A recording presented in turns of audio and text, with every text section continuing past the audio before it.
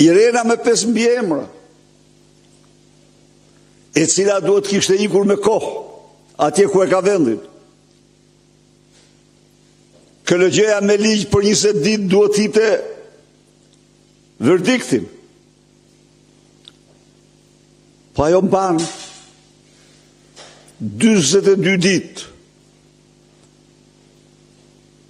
për të marrë vendimin për Edis Doçin. E morë të vesh besoj që të gjithë krerët e kartelit Troplini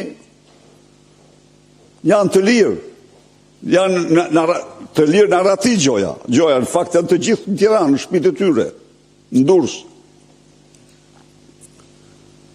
Pra,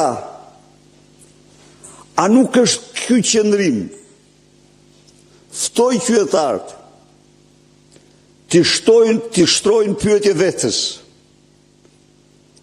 a nuk është ky qëndrim një akt i shëmtuar, me cilën sklever të krimit, intelektual kriminal, analist kriminal,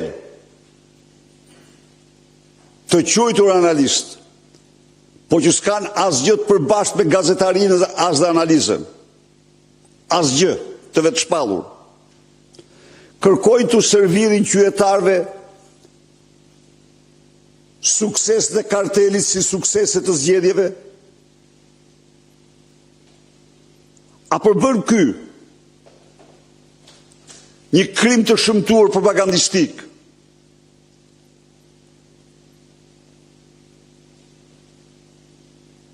Pra, është koha të ndalemi, çdo qytetar shqiptar të analizojë propagandën e këtyre ditëve, se si një lloj si në diktaturë intelektual kriminal, që mbronin diktaturën dhe krimet e saj, sot prap, këta janë pseudo-intelektual, këta s'kan asgjë të përbashkët me intelektualin e vërtet, shërptor të interesit publik. Këta njerëz të zhveshur nga çdo lloj morali, kërkojnë të servirin sukses qeveritar elektoral,